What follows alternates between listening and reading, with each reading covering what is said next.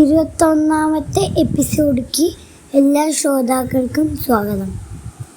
Mahabharatam RK നാരായണൻ്റെ the Mahabharata എന്ന പുസ്തകത്തിനെ ആസ്പദമാക്കി കഴിഞ്ഞ കുറച്ച് ദിവസങ്ങളായിട്ട് നമ്മൾ പറഞ്ഞുകൊണ്ടിരിക്കുന്ന കഥയിലെ 21ാമത്തെ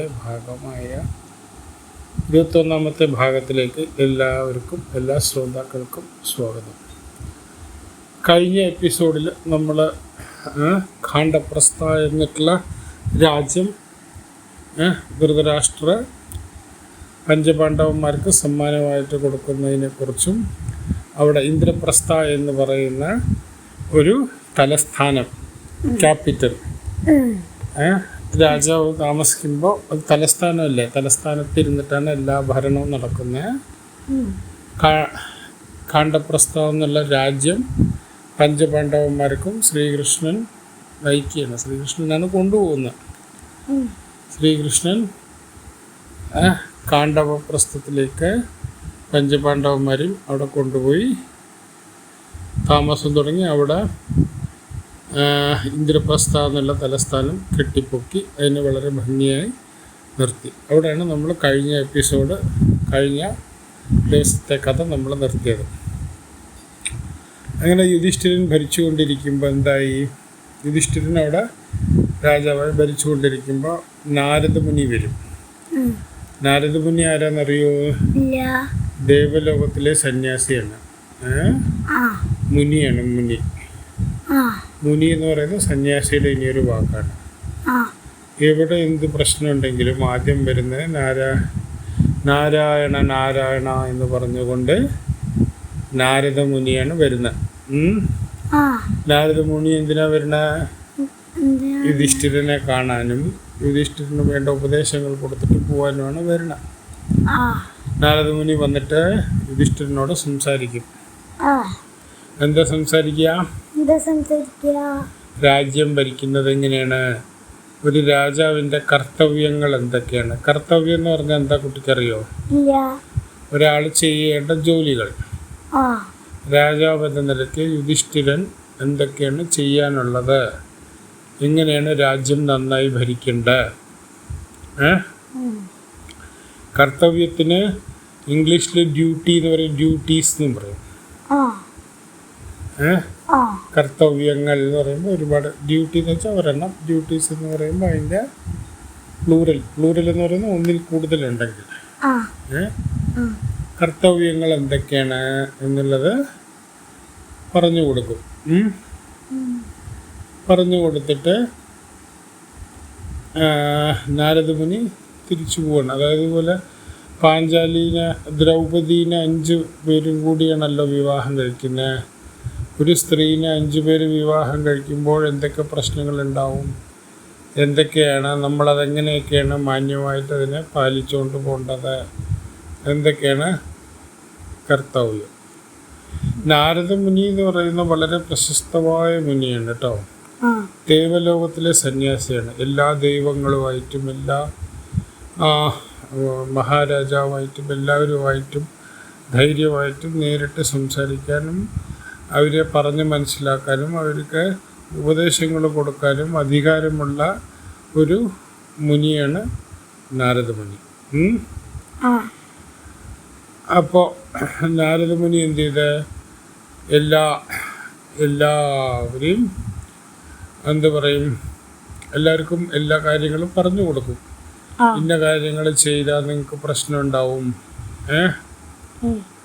അങ്ങനെ ഇപ്പം മുഴുവനും 12 കൊല്ലം യുധിഷ്ഠിരനും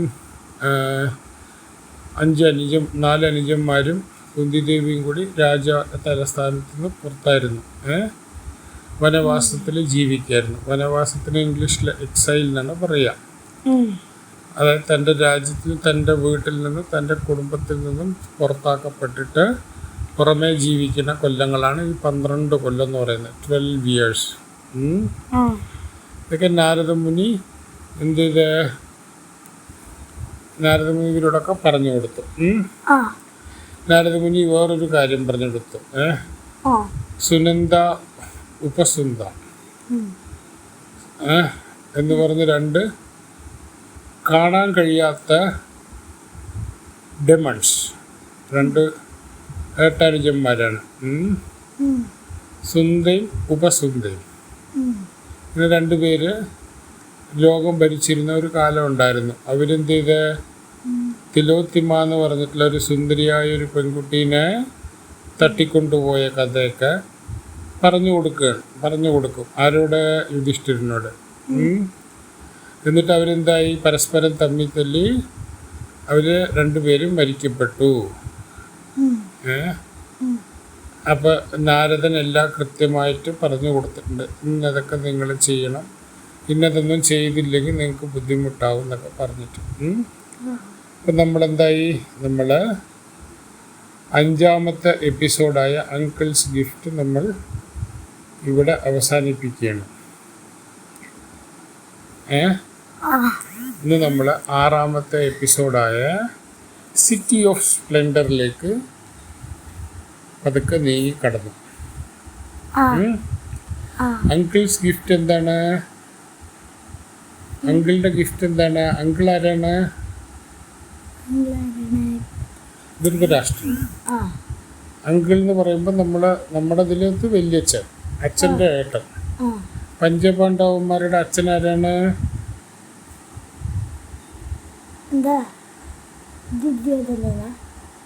പഞ്ചപാണ്ഡവന്മാരുടെ അച്ഛനോ?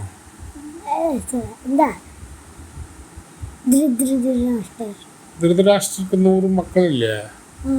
5 മക്കളാണോ? ധൃതരാഷ്ട്രയുടെ മക്കളല്ലേ ദുര്യോധനും ദുശാസനും ഒക്കെ?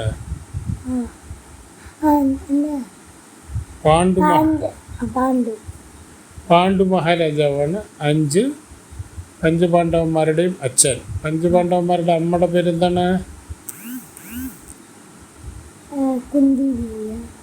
കുന്തി ദേവി. ആദ്യത്തെ 3 പേരുടെ, യുധിഷ്ഠിരൻ്റെയും ഭീമസേനൻ്റെയും അർജുനൻ്റെയും അമ്മയാണ്. നകുലൻ്റെയും സഹദേവൻ്റെയും അമ്മയുടെ പേരെന്താണ്? മാദ്രി. പാണ്ഡുവിൻ്റെ ഏട്ടൻ്റെ പേരെന്താണ്? മഹാരാജാവാരാണ് ഹസ്തിനപുരത്തിലെ? ആരാണ് അങ്കിൾ? ദുര്യോധനനാണോ ധൃതരാഷ്ട്രാണോ? ധൃതരാഷ്ട്ര. പക്ഷെ ഒന്നുകൂടി പറഞ്ഞുതരാം, ശ്രദ്ധിച്ച് കേട്ടോളണം കേട്ടോ. ധൃതരാഷ്ട്രാണ് ഹസ്തിനപുരത്തിലെ രാജാവ്. ധൃതരാഷ്ട്രയുടെ അനുജനാണ് പാണ്ഡു. ധൃതരാഷ്ട്രക്ക് 100 മക്കളാണ്. ധൃതരാഷ്ട്രയുടെ മൂത്ത മകനാണ് ദുര്യോധനൻ. പിന്നെ 2ാമത്തെ മകനാണ് ദുശാസനൻ. അങ്ങനെ അവർക്ക് 100 മക്കളുണ്ട്. പാണ്ഡവന്മാർ, പഞ്ചപാണ്ഡവന്മാർ 5 പേര്. അപ്പൊ ധൃതരാഷ്ട്ര രാജ്യം ഭരിക്കുന്നത്. പാണ്ഡു രാജാവ് മരിച്ചു. ആദ്യം പാണ്ഡുവിനാണ് രാജാവാക്കിയിരുന്നത്. പക്ഷെ പാണ്ഡു മരിച്ചു. മരിച്ച ശേഷം ധൃതരാഷ്ട്രനാണ്. ബാക്കിയുള്ളവരൊക്കെ കുട്ടികളാണ്, രാജ്യം ഭരിക്കാനായിട്ടില്ല. അപ്പോൾ ധൃതരാഷ്ട്ര രാജാവാക്കി. ആ സമയത്താണ് ഇവർക്കൊക്കെ ആരാണ്? ദ്രോണാചാര്യർ വരണ. ദ്രോണാചാര്യർ ആരാണ്? ഗുരു. പഞ്ചപാണ്ഡവന്മാരുടെയും കൗരവന്മാര്. ധൃതരാഷ്ട്രം 100 മക്കളും അവർ കൗരവന്മാരാണ്. കുരുവംശത്തിൽ ഇതുണ്ട്. കൗരവന്മാരും പാണ്ഡവന്മാരും തമ്മിലുള്ള യുദ്ധമാണ് മഹാഭാരത കഥ. മനസ്സിലായില്ലേ? അപ്പൊ അങ്കിൾസ് ഗിഫ്റ്റ് എന്ന് ഇവിടെ ഉദ്ദേശിക്കുന്നത് എന്തറിയോ? അങ്കിൾസ് ഗിഫ്റ്റ് എന്ന് ധൃതരാഷ്ട്രം എന്ത് ചെയ്യും? ഒരു രാജ്യം പഞ്ചപാണ്ഡവന്മാർക്ക് സമ്മാനമായി കൊടുക്കും. ആ രാജ്യത്തിന്റെ പേരെന്താണ്?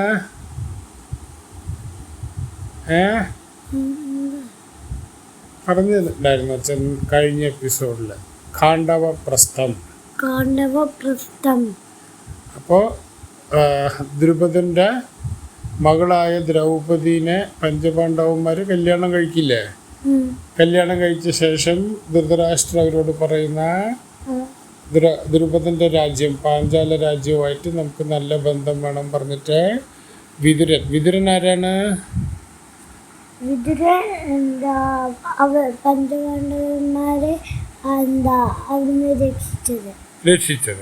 രക്ഷിച്ചത് ശരിയാണ്. പക്ഷെ പഞ്ചപാണ്ഡവന്മാരുടെ ആരാണ് വിതുരൻ? പഞ്ചപാണ്ഡവന്മാരുടെ ഏട്ടനാണോ വിതുരൻ?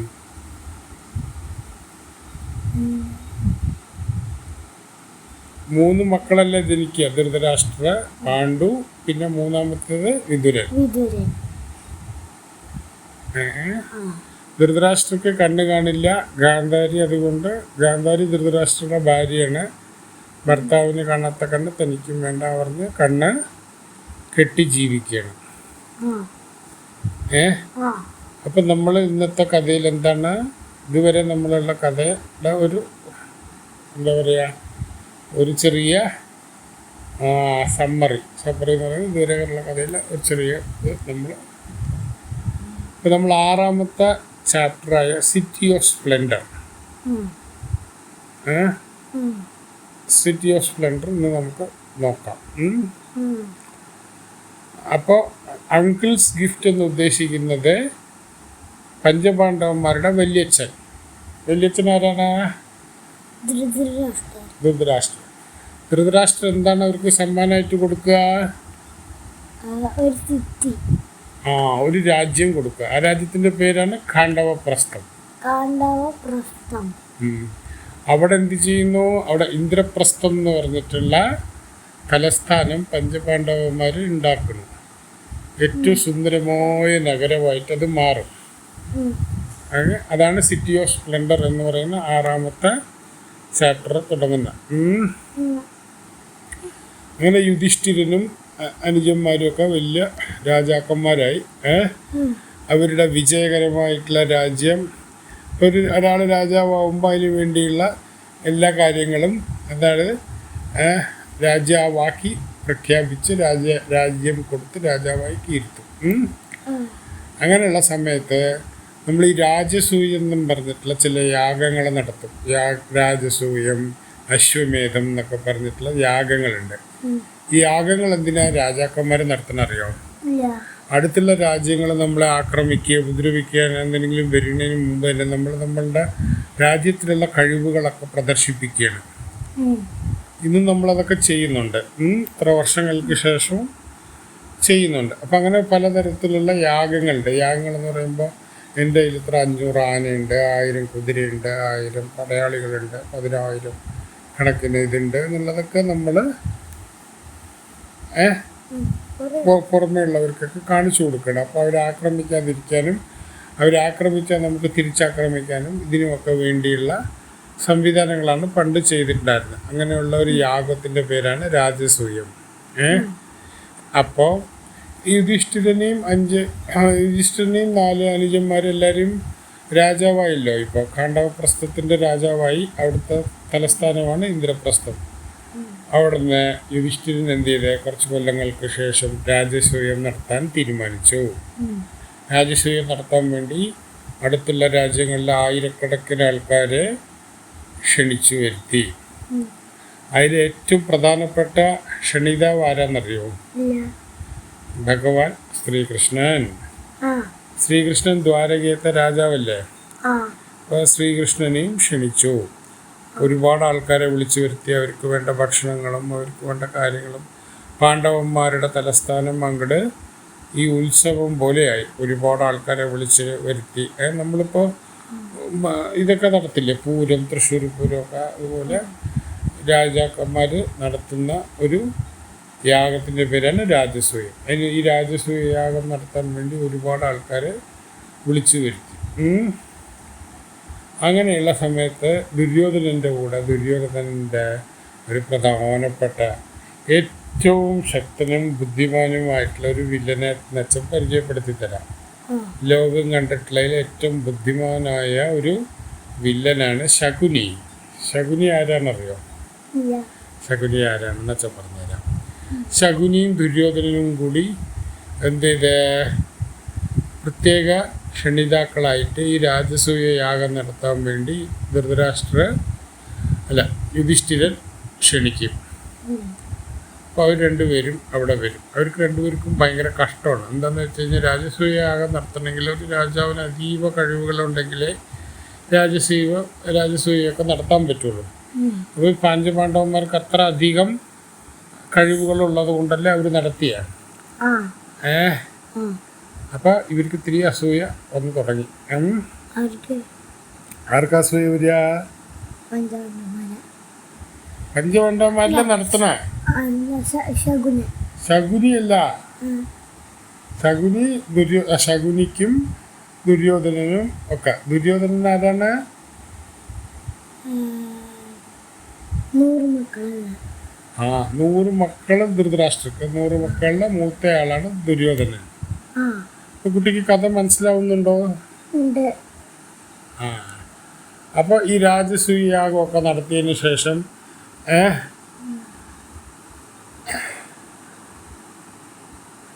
രാജസൂയ യാഗമൊക്കെ നടത്തിയിട്ട് എല്ലാവരും പോയ ശേഷം ദുര്യോധനൻ ഇന്ദ്രപ്രസ്ഥത്തിൽ തന്നെ കുറച്ചു കാലം താമസിച്ചു. എന്തിനാ താമസിച്ചേ? അവിടുത്തെ കാര്യങ്ങൾ എന്താണെന്ന് അറിയാൻ വേണ്ടി. എത്ര സന്തോഷമായിട്ട് തൻ്റെ കസിനല്ലേ യുധിഷ്ഠിരൻ എന്തായാലും. അങ്ങനെ അവിടെ താമസിച്ചിട്ട് അവിടെ കുറച്ച് കാര്യങ്ങളുണ്ട്. അതെന്തിനാ താമസിച്ചതെന്നുള്ളത് നമുക്ക് പിന്നീട് പോകെ മനസ്സിലാവും. അങ്ങനെ ഒരു ദിവസം എന്തായി, തൻ്റെ ശകുനി, തൻ്റെ അമ്മാവനാണ് ശകുനി. ആരുടെ?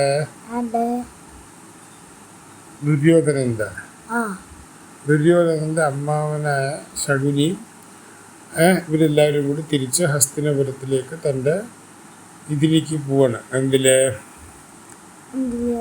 തൻ്റെ തേരില് ഇവരെല്ലാവരും കൂടി പോയിക്കൊണ്ടിരിക്കുകയാണ്. അപ്പൊ ദുര്യോധനൻ പറയണം, നോക്കൂ, പഞ്ചപാണ്ഡവന്മാർക്ക് നമുക്കൊരു രാജ്യം കൊടുത്തു. ഇപ്പം അവർ വളരെ വലിയ രാജാക്കന്മാരായിട്ട് എത്ര നന്നായിട്ടാണ് അവർ ജീവിക്കുന്നത്. നമ്മൾ കൊടുത്തത് ഏറ്റവും വളരെ മോശമായിട്ടുള്ള സ്ഥലമായിരുന്നില്ലേ, മരുഭൂമിയായിരുന്നില്ലേ. ഈ മരുഭൂമിനെ ഇപ്പോൾ വളരെ ഭംഗിയായിട്ടും വളരെ നന്നാക്കിയിട്ടും ഒരു ഡെസേർട്ടിനെ ഇത്ര ഭംഗിയായിട്ടുള്ള ഒരു രാജ്യമാക്കി മാറ്റി. ഖണ്ഡപ്രസ്ഥം എന്നുള്ള രാജ്യമാക്കി. അതിനകത്ത് ദൈവാനുഗ്രഹം കൊണ്ട് അവർക്ക് ഒരുപാട് ദൈവാനുഗ്രഹം മാത്രം പോരാ, കഠിനാധ്വാനം വേണം. ഇത് രണ്ടും ചെയ്തിട്ട് അവർ ഇന്ദ്രപ്രസ്ഥം എന്ന് പറഞ്ഞിട്ടുള്ള ഒരു വലിയ തലസ്ഥാനം ഉണ്ടാക്കി. ശകുനി പറയും അവർക്ക് ദൈവങ്ങളുടെ അനുഗ്രഹമുണ്ട്, അതുകൊണ്ടാണ് അവര് ഇത്രയും വിജയകരമായിട്ട് ഇങ്ങനെ ഒരു തലസ്ഥാനം ഉണ്ടാക്കാൻ പറ്റിയേ, സുന്ദരമായ ഒരു നഗരം ഉണ്ടാക്കാൻ പറ്റിയേ. സുന്ദരമായ നഗരത്തിന്റെ പേരാണ് ഇന്ദ്രപ്രസ്ഥം.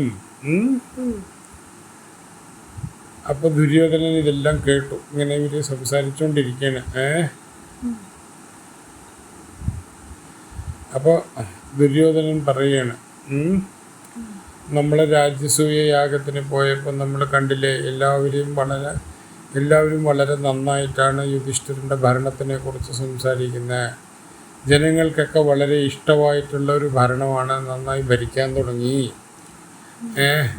നമുക്കതൊരു നമ്മളെക്കാട്ടിലും ഇനിയൊരാൾ വലുതായി കഴിഞ്ഞാൽ നമുക്കതൊരു ക്ഷീണം പോലെയല്ലേ.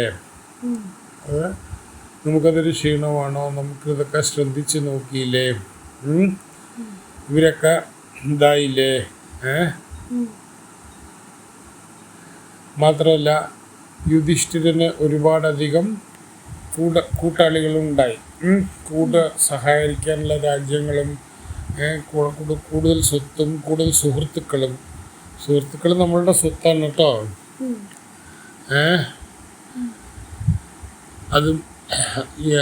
അതുപോലെ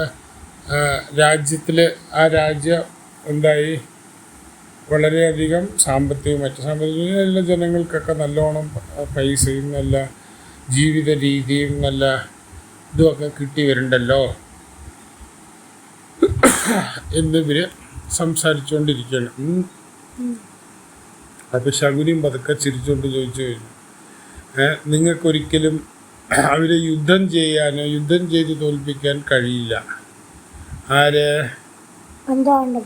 പഞ്ചപാണ്ഡവന്മാര്. ഗാണ്ഡിവ എന്ന് പറഞ്ഞാൽ എന്താ അറിയോ? ഗാണ്ഡിവ അർജുനന്റെ അമ്പിന്റെ പേരാണ്. അർജുനന്റെ വില്ല് ശരിക്കും അമ്പല്ല, വില്ല്.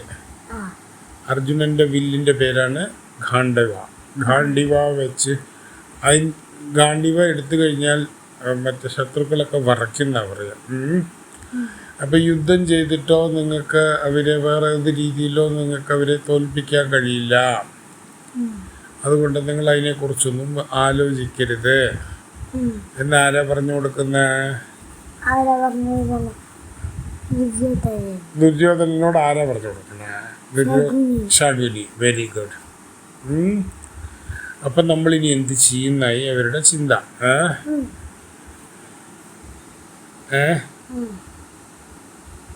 അപ്പം അഗ്നിദേവൻ അറിയോ? അഗ്നിദേവൻ ആരാന്നറിയോ? അഗ്നി എന്ന് പറയുന്നത് എന്താ അറിയോ? ലാവ. അഗ്നി പറഞ്ഞ തീ. തീയിന്റെ ദൈവത്തിനാണ് നമ്മൾ അഗ്നി എന്ന് പറയുന്നത് കേട്ടോ. നമ്മൾ അവരുടെ രാജ്യം മുഴുവനും ഖാണ്ഡവം എന്ന് പറയുന്ന കാട് മുഴുവൻ കാട്ടുതീ അന്നേ ഉണ്ടായിരുന്നു. കാട്ടുതീ, ഫോറസ്റ്റ് ഫയർ ഇപ്പൊ കേട്ടിട്ടില്ലേ? ഇപ്പൊ അമേരിക്കയിലും ഒരുപാട് രാജ്യങ്ങളിലൊക്കെ കാടിന് തീ പിടിക്കുകയാണ്. ഒരു ഉണങ്ങിയ മരത്തിൽ നിന്ന് തീ പിടിക്കുമ്പോൾ അവിടെ ആൾക്കാർക്ക് ജീവിക്കാൻ പറ്റില്ല, ജീവികളൊക്കെ മരിച്ചു പോവില്ലേ? അർജുനൻ ഖാണ്ഡവ എന്ന് പറയുന്ന കാട്ടിലേക്ക് അഗ്നിദേവനെ സാക്ഷ്യപ്പെടുത്തിയിട്ട് തീ കൊണ്ട് കത്തിച്ച് മുഴുവനും നശിപ്പിച്ചു. തീന് ഭക്ഷണമായിട്ട്, അഗ്നിക്ക് ഇരയായിട്ട് കൊടുത്തത് ഒരു അസ്ത്രത്തിലൂടെ, അഗ്നിയാസ്ത്രത്തിലൂടെ എന്തിത് ഖാണ്ഡവം മുഴുവനും തീന് ഇരയായി. തീനിരയെന്ന് വെച്ചാൽ കത്തിപ്പോയി. അങ്ങനെ ഇതൊക്കെ ചെയ്യുമ്പോൾ അമ്പാടി കൃഷ്ണൻ, ശ്രീകൃഷ്ണൻ കൂടെ ഉണ്ട് കേട്ടോ. അതുകൊണ്ട് നമുക്കൊന്നും ചെയ്യാൻ പറ്റില്ല. ഗാണ്ഡിവ എന്ന് പറയുന്ന അർജുനന്റെ വില്ലിന് അതിശക്തമായ കഴിവുകളുണ്ട്. തോൽപ്പിക്കാൻ കഴിയാത്ത ആൾക്കാരാണ്. അപ്പോ ശകുനി പറയാണ്, ഒരിക്കലും നമ്മൾക്ക് യുദ്ധം ചെയ്ത് കഴിഞ്ഞിട്ട് നമ്മൾ ഇവരെ തോൽപ്പിക്കാൻ, അതായത് പഞ്ചപാണ്ഡവന്മാരെ തോൽപ്പിക്കാൻ കഴിയില്ല എന്ന്. ഇപ്പോൾ അവർക്ക് വളരെ ശക്തമായ, അവർക്ക് രാജ്യവുമായി, അവർക്ക് വളരെ പ്രോസ്പെറസ് എന്ന് പറഞ്ഞു കഴിഞ്ഞാൽ എന്തറിയോ? പ്രോസ്പെറസ് എന്നുള്ള വാക്കിൻ്റെ അർത്ഥം എന്ന് പറയുന്നത് വളരെ സന്തോഷമായി, വളരെയധികം സാമ്പത്തികമായിട്ട് നല്ല നേട്ടങ്ങളുള്ള ഒരു ആൾക്കാർ. Wish you A happy and prosperous new year എന്ന് പറഞ്ഞാൽ എന്താണ്? അടുത്ത കൊല്ലം നിങ്ങൾക്ക് നല്ല പ്രോസ്പെരിറ്റി ഉണ്ടാവട്ടെ, കുറച്ച് നല്ല നിങ്ങൾ ആഗ്രഹിക്കുന്ന രീതിയിലുള്ള എല്ലാ ആഗ്രഹങ്ങളും സാധിക്കാൻ കഴിയട്ടെ എന്നാണ് ഇത് പറയുന്നത്. പ്രോസ്പെരിറ്റി എന്ന് പറയുന്നത്. പണ്ട് ഇവർക്ക് ഇതൊന്നും ഉണ്ടായിരുന്നില്ലല്ലോ, പഞ്ചപാണ്ഡവന്മാർക്ക്. ഇന്നിപ്പോൾ ഇതെല്ലാം ആയില്ലേ, ഇനിയിപ്പം നിങ്ങൾ എങ്ങനെ അവരെ തോൽപ്പിക്കാം എന്നാണ് പ്രധാനപ്പെട്ട സംസാരം നടക്കുന്നത്.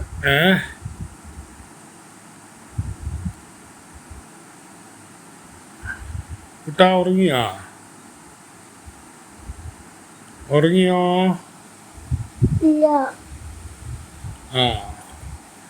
അപ്പം ഇനി അടുത്തത് അവരുടെ കൊട്ടാരമില്ലേ, കൊട്ടാരം എന്ന് പറയുന്നത് പാലസിൽ എന്താ സംഭവിക്കുക? പാലസിലാണ് രാജാക്കന്മാർ ജീവിക്കുന്നത്. കൊട്ടാരം, നമ്മള് മൈസൂർ പാലസ് കണ്ടിട്ടില്ലേ? അത് രാജാവിന്റെ വീടിനെയാണ് പാലസ് എന്ന് പറയാ. അപ്പോ ശകുനി പറയണേ, എന്ത് ഗംഭീരമായിട്ടുള്ള പാലസാണ് അവർ കെട്ടിയിരിക്കുന്നത്. മായ എന്ന് പറയുന്ന ആർക്കിടെക്റ്റാണ് ഇത് കെട്ടിക്കൊടുത്തിരിക്കുന്നത്, ഈ കൊട്ടാരം കെട്ടിക്കൊടുത്തിരിക്കുന്നത്. മായനെ രക്ഷിച്ചതാരാണ്? അർജുനൻ എവിടുന്ന രക്ഷിച്ച? ഖാണ്ഡവ തീ പിടിച്ചപ്പോൾ രക്ഷിച്ച ഒരാളാണ് മായയാണ് ഈ പറയുന്ന വലിയ ഗംഭീര കൊട്ടാരം പാണ്ഡവന്മാർക്ക് കെട്ടിക്കൊടുത്തിട്ടുള്ള. പാണ്ഡവന്മാർ ഖാണ്ഡവപ്രസ്ഥത്തിനെ വളരെ മനോഹരമായ രാജ്യമാക്കി. അവിടെ എല്ലാ സമൃദ്ധി എന്ന് പറഞ്ഞാൽ എന്താ? പ്രോസ്പെരിറ്റിയുടെ ഇനി ഒരു മലയാളം വാക്കാണ് സമൃദ്ധി. സമൃദ്ധി എന്ന് പറഞ്ഞാൽ നമുക്ക് വേണ്ട എല്ലാ സാധനങ്ങളും ഉള്ള സ്ഥലം, അതാണ് സമൃദ്ധി. സമൃദ്ധമായ രാജ്യമാക്കി മാറ്റിയിട്ടുണ്ട്. അപ്പം നമ്മുടെ രാജ്യത്തു നിന്ന് പോയ ആൾക്കാരാണ് ഇവർ. അതായത് ഖാണ്ഡവപ്രസ്ഥം എന്നുള്ളത് ധൃതരാഷ്ട്ര പഞ്ചപാണ്ഡവന്മാർക്ക് സമ്മാനമായി കൊടുത്തതാണ്. നമ്മുടെ രാജ്യത്തു നിന്ന് പോയതാണതെന്നാണ് ദുര്യോധനൻ പറയുന്നത്. അവർക്ക് ഇത്രയും വലിയൊരു കാര്യങ്ങളും ഇതുമൊക്കെ കെട്ടിപ്പൊക്കാൻ എങ്ങനെ അവർക്ക് കഴിഞ്ഞു? ഹസ്തിനപുരം അല്ല ഇതിനെക്കാട്ടിലും വലിയ സ്ഥലം, ഇതിനെക്കാട്ടിലും പഴക്കമുള്ള കെട്ടിടങ്ങളും മുമ്പുണ്ടായിരുന്ന രാജാക്കന്മാരൊക്കെ നമ്മളല്ലേ, നമ്മളെക്കാട്ടിലും വലിയത് എങ്ങനെ അവരുണ്ടാക്കി എന്നാണ് ദുര്യോധനൻ ശകുനിയോട് ചോദിക്കുന്നത്. ഇതൊക്കെ എന്തിനാ?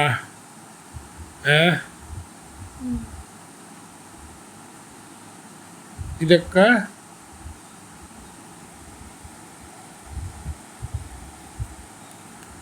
ഉറങ്ങിയോ കണ്ണ?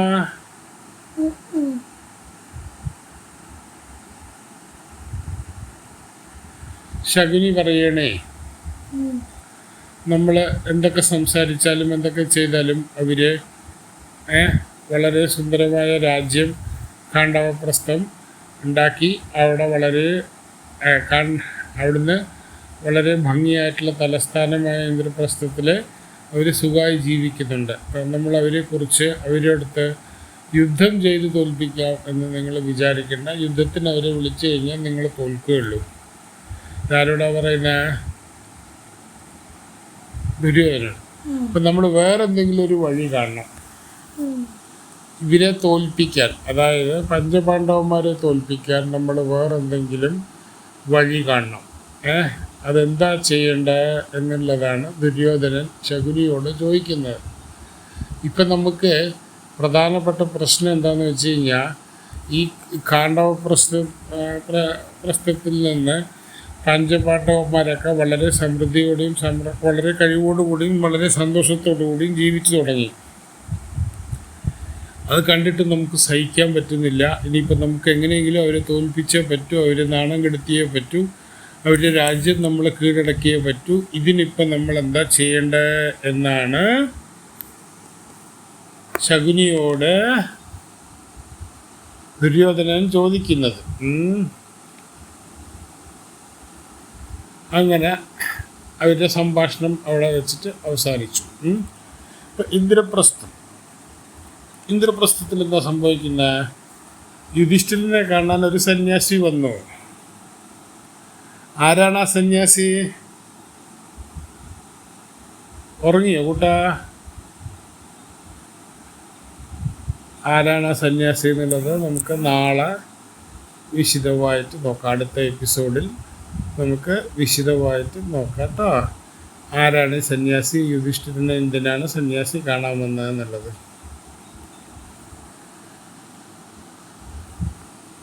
ആറാമത്തെ ചാപ്റ്റർ അധ്യായമായ സിറ്റി ഓഫ് സ്പ്ലെൻഡർ ഇന്ന് നമ്മൾ തുടങ്ങിയിട്ടുണ്ട്. കുറച്ച് ഭാഗങ്ങൾ, അതായത് ശകുനിയും ദുര്യോധനനും തമ്മിലുള്ള സംഭാഷണവും ദുര്യോധനനുള്ള അസൂയയുമാണ് ഇന്ന് നമ്മൾ കഥയിലെ ഭാഗമായിട്ട് സംസാരിച്ചത്. പറയുന്നു. ഇതുവരെ കേട്ടിരുന്ന എല്ലാ ശ്രോതാക്കൾക്കും നന്ദി. അടുത്ത എപ്പിസോഡിൽ നമുക്ക് വ്യാസം ആരാണ്, ഈ വ്യാസം എന്തിനാണ് യുധിഷ്ഠിരനെ കാണാൻ വന്ന എന്നുള്ളത് കേൾക്കാം.